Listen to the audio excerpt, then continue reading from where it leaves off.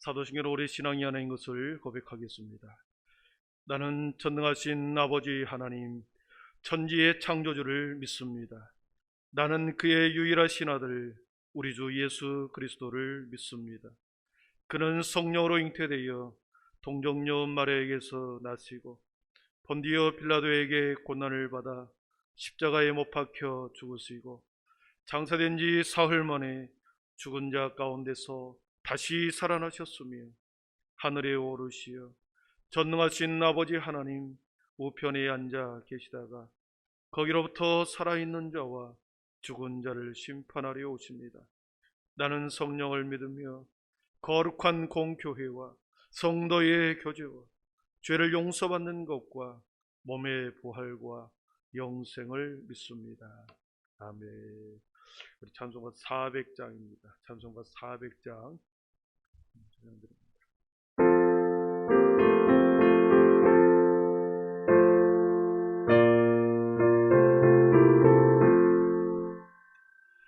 험한 시험을 속에서 나를 건져주시고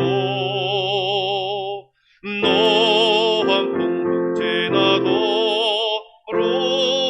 나를 숨겨주소서. 주여 나를 돌보시사고 이 품어주시고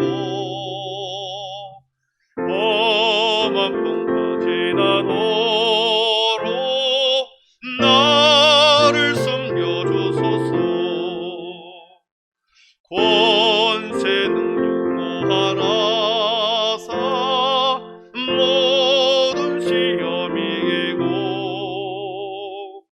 풍랑까지 다스리는 주님 앞에 비오리. 주여 나를 돌보시사고 이 품어주시고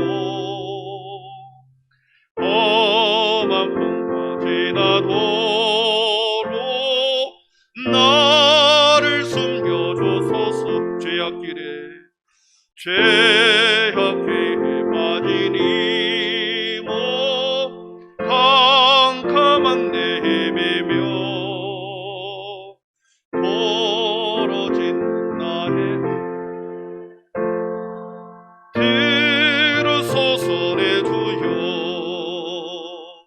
주여 나를 돌보시사고 이 품어주시고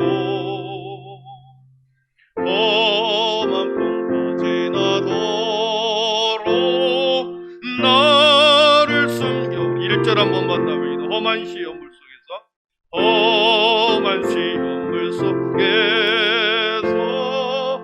나를 건져주시고 노한 풍랑 지나도록 나를 숨겨주소서. 주여 나를 돌보시사 보이 품어주시고 험한 풍파 지나도록 나를 숨겨주소서.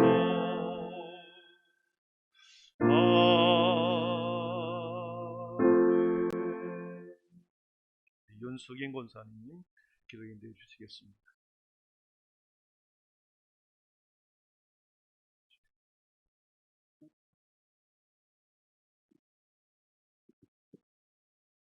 사랑의 하나님 아버지, 혼란 속에서도 우리를 사랑하시고 함께 하시는 하나님 아버지 감사합니다.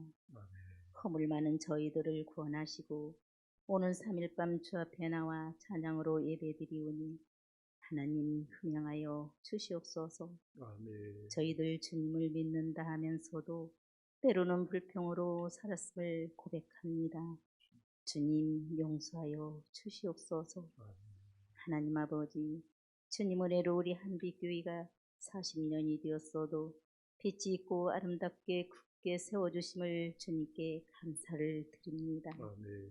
하나님 아버지, 우리 한빛교회의 뒷전은 주님의 은혜로 회복되고 사랑이 넘치는 교회로 세워 주시옵소서. 아멘. 동서남북을 바라보라.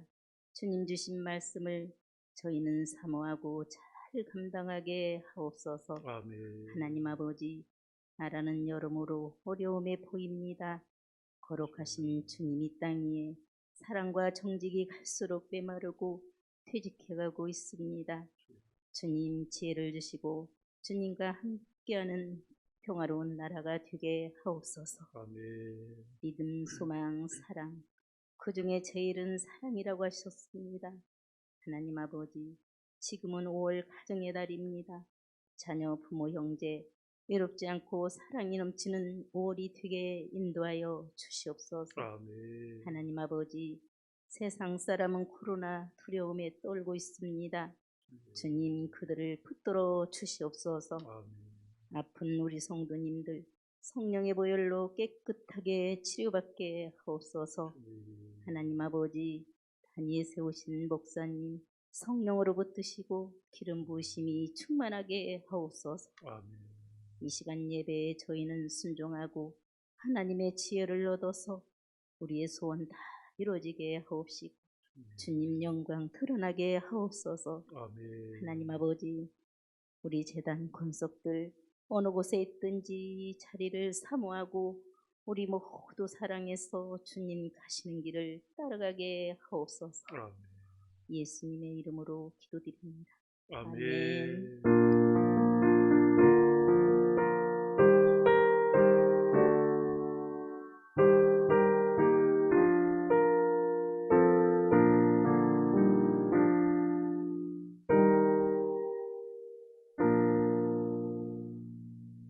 이 밤에 우리 주신 하나님의 말씀은 창세기 37장 18절에서 28절입니다.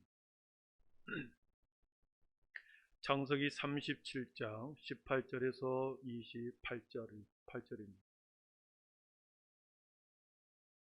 구약성경 58조 창세기 37장 18절에서 28절까지 제가 봉독해 올리겠습니다.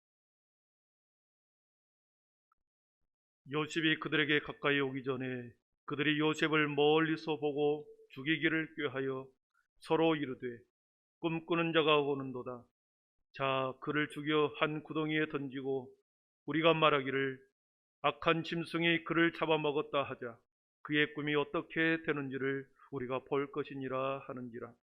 루벤이 듣고 요셉을 그들의 손에서 구원하려 하여 이르되 우리가 그의 생명은 해치지 말자. 루벤이 또 그들에게 이르되 피를 흘리지 말라. 그를 광야 그 구덩이에 던지고 손을 그에게 대지 말라 하니 이는 그가 요셉을 그들의 손에서 구출하여 그의 아버지에게로 돌려보내려 함이었더라. 요셉이 형들에게 이르매 그의 형들이 요셉의 옷 곧 그가 입은 채색 옷을 벗기고 그를 잡아 구덩이에 던지니 그 구덩이는 빈 것이라. 그 속이 물이 없었더라. 그들이 앉아 음식을 먹다가 눈을 들어본즉 한 무리의 이스마엘 사람들이 길라드에서 오는데 그 낙타들의 향품과 유향과 몰약을 싣고 애굽으로 내려가는지라. 유다가 자기 형제에게 이르되 우리가 우리 동생을 죽이고 그의 피를 덮어둔들 무엇이 유익할까? 자, 그를 이스마엘 사람들에게 팔고 그에게 우리 손을 대지 말자. 그는 우리의 동생이요 우리의 혈육이니라 하매 그의 형제들이 청종하였더라. 그때 미디안 사람 상인들이 지나가고 있는지라. 형들이 요셉을 구덩이에서 끌어올리고 은 20에 그를 이스마엘 사람들에게 팔매 그 상인들이 요셉을 데리고 애굽으로 갔더라. 아멘. 시간은 우리 신동 14 그리고 금마소수 동산 이렇게 나오셔서 하나님의 특성 올려드리겠습니다.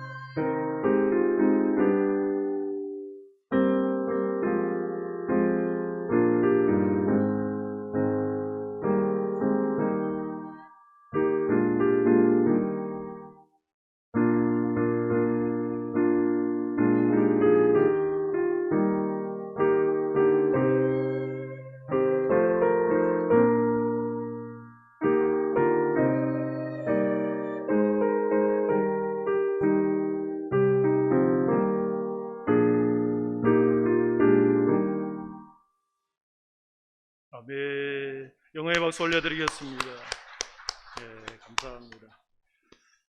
네, 우리 또 말씀을 듣기 전에 서로 인사하겠습니다. 장로님, 권사님, 집사님 행복하십시오. 먼저 인사하겠습니다. 장로님, 권사님, 집사님 행복하십시오. 네, 예, 믿음, 소망, 사랑의 빛이 있으라. 예, 예.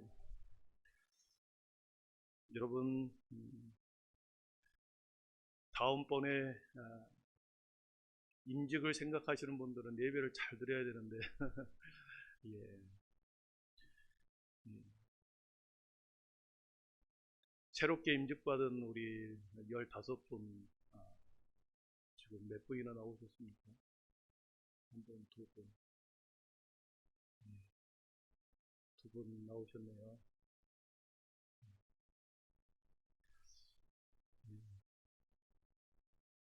오늘 쉬는 날 아닙니까? 쉬는 날이죠. 쉬는 날은 예배 자리에 더 나오고 그래야 되는데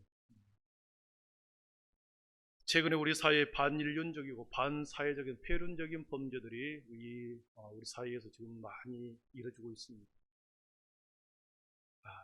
친누나를 살해하고 4개월 동안 감추고 마치 살아있는 것처럼 조작하고 그렇게 하면서 시체를 유기하고 최근에 그 전말이 다 드러나면서 사람들의 공분을 이제 샀죠. 살해 동기는 저녁에 늦게 들어온다라는 누나의 그 잔소리에 화가 나서 그런 일을 저질렀다. 여러분, 화가 나서 밤에 늦게 온다는 잔소리로 화가 나서 죽었으면 여기 남아있는 사람 한 명도 없겠죠. 가장 가까우기에 가장 소중한 존재이기도 하지만 또 가장 가까우면서도 가장 갈등과 또 위기를 많이 서로 상처를 주고받을 수 있는 그런 관계가 가족이죠. 부모님과의 형제 자매 간의 시부모와 며느리와의 갈등, 자녀들과의 갈등 많이 있습니다. 갈등의 원인과 이유가 반드시 있을 것입니다. 작은 갈등의 원인이 점점점 그것이 골이 깊어지고 쌓이고 그래서 서로를 향한 신뢰와 가족애가 금이 가고 그렇게 해서 급기야는 걷잡을 수 없는 비참한 상황에 이거야 말지 않습니다. 여러분, 올해는 5월은 가정의 달입니다. 그 어느 때보다 가정의 소중함과 형제 자매의 소중함을 다시 한번 깨닫는 시간들이죠. 반석 위에 믿음 위에 반석 위에 세우신 그러한 믿음의 가정이 되어야 세상이 어떻게 흘러가든지 어떻게 세상의 시류가 그렇게 악해지든지 우리 믿음의 가정들은 더 사랑과 은혜와 화평 가운데 든든히 서갈 줄 믿습니다. 오늘 본문에 등장하는 위기의 가정, 갈등의 가족이 등장하죠. 위기와 갈등은 어느 한순간에 이루어지는 건 아닙니다. 위기가 발생하고 지속적인 갈등을 통해서 그것은 오래된 축적된 서로 간의 갈등을 통해서 감정의 깊은 골에서 나오는 것이 위기이죠. 오늘 본문은 표면적으로는 위기의 가정 안에서 벌어지는 갈등의 문제처럼 보이기도 하고 또한 하나님의 구원의 경영에서 볼 때는 필연적인 그런 한 과정인 것을 발견하게 됩니다. 그런데 오늘 우리들에게 주는 메시지의 출발점은 하나님의 구원의 과정 속에 있는 그것을 바라보는 것이 아니라 겉으로 드러나는 형제 간의 위기 갈등 상황을 보면서 인간 요셉이라고 한 사람이 얼마나 비참해지고 얼마나 전혀 다른 인생으로 꼬여지는 인생이 되는지를 우리들이 한번 살펴보기를 원합니다. 18절에 오늘 본문에 이렇게 시작합니다. 요셉이 그들에게 가까이 오기 전에 그들이 요셉을 멀리서 보고 죽이기를 꾀하여 그랬습니다. 요셉이 그들에게 가까이 오기 전에 그들이 요셉을 멀리서 보고 죽이기를 꾀하여 그랬습니다. 여러분, 아버지의 명령을 따라 이 요셉은 음식을 싸들고 형들이 멀리서 양을 치러 갔기 때문에 가서 음식을 주고 오라, 그 아버지의 명령을 듣고 음식을 싸들고 형들에게 요셉은 걸어가죠. 찾아갑니다. 멀리서 한 아이가 걸어오는데 딱 봐도 자기 동생 요셉인 것을 금방 눈에 띌 수 있습니다. 자신들과 옷차림이 너무나도 다른 채색 옷을 입은 동생이 걸어오는 것을 봅니다. 먹을 것을 들고 온 동생과 들판에서 힘들게 양을 치는 형들과의 조우, 그 만남의 장면에서 동생을 죽이려고 꾀하는 형들의 모습을 상상해 보십시오. 형들이 왜 이렇게 동생 요셉에게 반감을 갖게 되었을까? 요셉이 왜 반감을 갖게 되었을까? 이유는 두 가지죠. 하나는 아버지의 극단적인 편애입니다.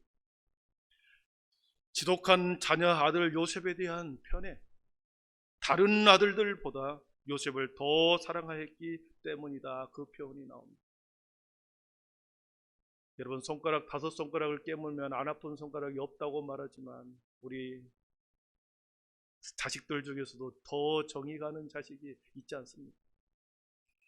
37장 3절, 우리가 읽지 않았지만 3절에 보면 그렇습니다. 요셉은 노년에 얻은 아들이므로 이스라엘이 여러 아들들보다 그를 더 사랑함으로 그를 위하여 채색옷을 지었더니 그의 형들이 아버지가 형들보다 그를 더 사랑함을 보고 그를 미워하여 그에게 편안하게 말할 수 없었다. 비교법을 사용합니다. 그의 아들들보다 더 그를 사랑했다. 자기 아버지가 형들보다 그를 더 사랑함을 보고 그를 미워하였다. 여러분, 반드시 누군가를 비교하고 자식을 비교하게 되면 소외된 자식들이 있죠. 자기 자신이 무시당한 것, 자기 자신이 소외당하고 있다는 것을 느끼는 그 순간에 대단히 섭섭함을 느끼죠. 불편함을 느낍니다. 사랑하는 성도 여러분, 일방적인 편애는 다른 자녀들에게는 큰 상처가 될 수 있다는 것을 우리는 너무나도 잘 알고 있습니다. 더 사랑하는 모습을 느끼고 다른 자식들에게, 다른 형제들에게 더 사랑하는 것을 느끼고 자신은 소외되고 자신은 무시당하고 있다고 한다면 그 당한 사람 입장에서는 매우 불쾌하겠죠. 학교에서 한 선생님이 한 학생을 지독하게 사랑한다고 해보십시오. 그러면 나머지 모든 학생들이 집중 견제를 할 것입니다. 교회에서도 마찬가지입니다. 서로를 편애하고 편을 가르고 끼리끼리 신앙생활을 할 때 거기에 끼지 못하는 성도들은 마음이 불편하지 않겠습니까? 서운한 생각이 들 것입니다. 이처럼 어떤 공동체든 가정이든 편애와 편파적인 사랑과 관심이 한 사람에게 쏠리게 된다면 반드시 갈등이 일어나고 거기에 대해서 위기가 또한 다른 방향으로 그 위기는 표출이 되고 말 것입니다. 아버지 야곱의 편애가 다른 형들로 하여금 미움을 받게 되는 첫 번째 이유였고, 두 번째는 요셉이 꿈꾼 두 가지 꿈 사건이죠. 우리가 잘 알고 있는 어느 날 꿈속에 밭에서 곡식단을 묶은 그 곡식단의 형들의 볕단이 자신을 향하여 절을 하고 해와 달과 11별이 자신에게 절을 하는 그 두 번의 꿈을 형들에게, 부모님에게 자랑처럼 이야기를 합니다. 그랬을 때 37장 8절에 보니까 그의 형들의 반응이 나옵니다. 그의 꿈과 그의 말로 말미암아 그를 더욱 미워하더니,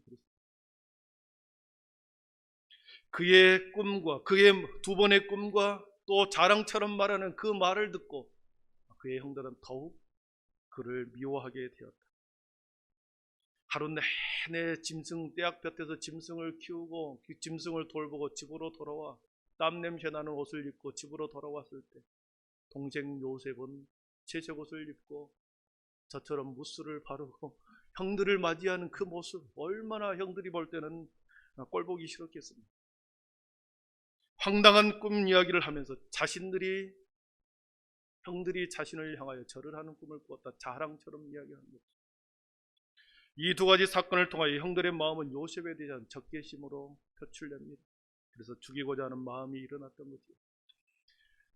그래서 죽이기를 꾀하며, 오늘 말씀에 보니까 죽이기를 꾀하고 19절에 서로 이르되 꿈꾸는 자가 오는도다. 꿈꾸는 자가 오는도다. 좋은 말 같죠. 좋은 말이 아니라 우리는 시쳇말로 말하면 재수 없는 놈이 오는다, 기분 나쁜 동생이 온다, 이 표현이죠. 여러분, 그래서 재수 없는 동생이 오는 모습을 보고 앉아서 형들이 상의하는 모습을 보십시오. 20절 우리 한번 같이 읽어보겠습니다. 우리 20절입니다. 자, 그를 죽여 한 구덩이에 던지고 우리가 말하기를 악한 짐승이 되는지를 우리가 볼 것이니라 하는지라. 아멘. 구덩이에 던져버립니다. 그리고 24절에 그를 잡아 구덩이에 던지니 그 구덩이는 빈 것이라 그 속에 물이 없었더라 그랬습니다. 여러분, 구덩이에 빠져버린 요셉, 죽음의 그늘이 엄습해 왔을 때 요셉은 그가 꿈을 꾸었던 그 두 가지 꿈, 그 두 개의 꿈은 웅덩이에 빠지는 그 순간에 요셉에게 있어서는 그 꿈도 사라졌다고 산산조각이 난 것처럼 그렇게 보였을 것입니다. 형들이 포박을 하여 웅덩이에 던졌을 때, 자신을 웅덩이에 던졌을 때 그의 꿈도 그의 인생도 그렇게 내팽개진 것처럼 느꼈을 것입니다. 그러나 보십시오. 하나의 문이 닫힐 때 또 다른 하나님의 문을 준비해 두고 계십니다. 저와 우리들이 이 땅을 살아가는 동안 수많은 겪는 어려움들이 반드시 있었습니다. 그러나 그 어려움과 시련을 어떤 시각으로 바라보고 어떤 마음으로 그것을 응전해 가느냐에 따라서 그 시련과 어려움은 전화위복이 되는 거죠. 하나의 꿈, 하나의 목표가 완전히 무너졌을 때 다른 꿈, 전혀 다른 계획들이 또 다른 문들이 준비되어 있고 열릴 수 있다는 것을 우리는 믿어야 합니다. 미국의 닉슨 대통령 시절에 특별 법률 보좌관이었던 찰스 콜슨이라는 사람이 있었습니다. 워터게이트 사건으로 닉슨 대통령이 탄핵을 받아서 권좌에서 대통령 자리에서 최초로 미국의 대통령 중에 권좌에서 물러나는 그런 일이 벌어졌습니다. 그를 3년 반 동안 옆에서 지근거리에서 대통령을 보좌하면서 모든 방패막이를 다 해줬습니다. 그래서 그 탄핵 사건으로 인해서 찰스 콜슨도 감옥에 들어갑니다. 감옥에 들어가기 전까지 그는 특별 보좌관으로서 모든 특권과 부와 권세를 누렸습니다. 그러나 하루아침에 죄인의 몸으로 감옥에 갇혀버렸습니다. 그런데 감옥 생활을 하는 도중에 죄수들의 삶을 이렇게 보게 되었습니다. 죄수들이 살아가는 감옥에서의 비참한 인생들을 그 감옥 속에서 수많은 죄수들을 바라보면서 그는 새로운 인생을 보게 됩니다. 그리고 극적으로 거기에서 복음을 받아들이고, 그리고 그가 형량을 다 살고 나왔을 때는 완전히 새 사람으로 변해서 그리스도인으로 변하여 이렇게 다시 나왔습니다. 나오자마자 그가 쓴 책이 거듭나기, 본 어게인이라고 하는 그 책이 있습니다. 거듭남이라고 하는 책이 나왔습니다. 그 책의 내용 중에 한 내용입니다. 교도소에 수감되며 나는 어떤 면에서 모든 것을 잃었다. 권력, 영예, 자유, 심지어 정체성까지. 당시 나는 재수번호인 22326으로 불렸다. 교도소에서 작은 흑백 TV를 통해 내가 3년 반 동안 충성스럽게 섬겼던 닉슨 대통령이 사임을 하는 것을 보아야 했다. 내 인생에서 가장 비참한 순간이었다. 하지만 나는 다른 면에서 모든 것을 찾았다. 바로 살아계신 하나님을 개인적으로 만난 것이다. 내 인생은 예수 그리스도를 만나며 극적으로 새롭게 되었다. 이렇게 그 책에서 고백을 합니다. 교도소에 수감되는 순간에 자신의 인생의 모든 것을 잃었다고 생각했습니다. 그러나 하나님의 꿈은, 하나님은 찰스 콜슨을 통해서 전혀 다른 그 감옥 속에서 새로운 하나님의 사람으로 이렇게 만들어서 세상 가운데 다시 내보냈습니다. 살아계신 하나님을 개인적으로 체험하게 하고, 그리고 그가 감옥에서 나오자마자 재수 전도 협회라고 하는 이 협회를 만듭니다. 그래서 자신의 모든 시간, 물질을 다 투자하여 감옥을 찾아다닙니다. 미국에 있는 전역의 감옥을 찾아다니면서 재수들을 만납니다. 그들의 인생을 상담하고 또 그들에게 복음을 제시하면서 그의 인생을 새롭게 살아갑니다. 권력을 향하여 집중했던 자신의 꿈이 완전히 사라졌을 때 하나님께서는 새로운 전혀 다른 인생을 그에게 선물해 준 거죠. 사랑하는 성도 여러분, 우리 인생길도 그렇고 우리 자녀들의 인생길에서도 마찬가지입니다. 하나의 문이 닫히면 하나님께서는 전혀 다른 새로운 문이 거기에 반드시 준비되어 있고 계획되어 있는 줄 믿습니다. 닫혀버리는 문 때문에, 이루지 못한 꿈 때문에, 그것 때문에 불평과 원망과 그리고 한숨 속에서 시간을 보내는 것이 아니라 오히려 그 깊은 좌절 속에서 새로운 희망을 발견하고 하나님을 붙들도록 우리가 기도하고 또 새 길을 보게 하도록 그들에게 용기를 우리는 주어야 하는 거죠. 요셉의 꿈이 형들에 의해서 완전히 짓밟혀 버렸을 때 웅덩이에 그는 완전히 처박힌 듯처럼 보였습니다. 그때 형들 중에 네 번째 형인 유다가 그렇게 말합니다. 26절에 보니까 유다가 자기 형제들에게 이르되 우리가 우리 동생을 죽이고 그의 피를 덮어둔들 무엇이 유익할까? 그를 이스마엘 사람에게 팔고 그에게 우리 손을 대지 말자. 그는 우리의 동생이요 우리의 혈육이니라. 그의 형제들이 청정하였더라 그랬습니다. 그래서 이 은 20에 팔려가지. 팔려가는 그 순간을 37장 마지막 절에서는 그렇게 표현합니다. 우리 37장 36절 우리 한번 같이 읽어봅니다. 그 미디안 사람들은 그를 애굽에서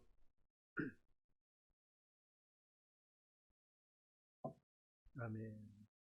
여러분 어디에 팔렸습니까? 권력의 핵심부의 집안으로 팔려간 거죠. 이것이 하나님의 복선이고 하나님의 섭리의 내용입니다. 요셉의 인생이 팔려가는 순간, 자신의 인생이 팔려가는 그 순간 모든 것이 끝났다고 생각했습니다. 이미 형들에게 웅덩이에 던져지는 그 순간 자신의 꿈도 자신의 미래도 자신의 젊음도 모두 산산조각이 난 것으로 그렇게 생각을 했습니다. 그러나 하나님의 시간 속에서 하나님은 전혀 다른 인생을 준비하고 있는 겁니다. 이 요셉의 시간 속에서 하나님의 섭리와 주권이 그를 붙들고 있는 것을 보게 됩니다. 우리 38장은 다말의 사건이고 39장을 한번 보겠습니다. 39장 2절과 3절을 한번 우리 보겠습니다. 39장 2절 3절 우리 한번 같이 읽어봅니다. 여호와께서 요셉과 함께 하심으로 그가 형통한 자가 되어 그의 주인 애굽 사람의 집에 있으니 그의 주인이 여호와께서 그와 함께 하심을 보며 또 여호와께서 그의 범사에 형통하게 하심을 보았더라. 아멘. 1절에서는 그랬습니다. 이스마엘 사람의 손에서 요셉을 산이라. 요셉이 팔려갔고 팔려가는 그 순간에 성경은 그렇게 말합니다. 여호와께서 요셉과 함께 하심으로 형통한 자가 되었다. 여러분, 형통한 자가 되었다. 여호와께서 그의 범사에 형통하게 하셨다. 어떻게 요셉의 인생을 형통한 인생이라고 할 수 있겠습니까? 형통한 인생이라고 한다면 그 어떻게 애굽에 팔려올 수 있고 노예의 삶을 살아갈 수 있겠습니까? 형들에 대한 적개심과 분내 속에서 가득해야 할 그 요셉이 어떻게 형통한 인생이 될 수 있겠습니까? 그러나 성경은 요셉의 인생을 형통한 사람이다, 형통한 인생이었다 이렇게 말합니다.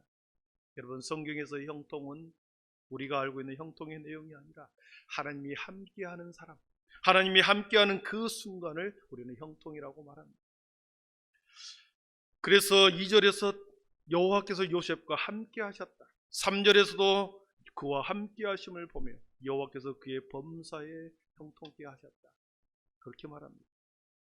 고난의 순간에도 하나님이 함께 붙들고 있을 때 그 인생은 형통한 인생인 것입니다. 모든 문들이 다 막혀 있을 때 하나님께서 여전히 그를 지켜보고 있다고 한다면 그 사람이 형통한 인생입니다. 물질도 환경도 사람들도 다 떠나가고 모든 것이 무가되고 막혀 있을 때, 궁핍해졌을 때에도 여호와 하나님이 그와 함께하고 있다 한다면 그 사람이 형통한 인생인 거죠. 왜냐하면 그 고난에서, 그 어려움에서, 그 환경에서 전혀 다른 사람으로 하나님께서는 변화시키고 그리고 전혀 다른 새로운 사람으로 새로운 계획 속에서 그를 세워주시기 때문에 그렇습니다.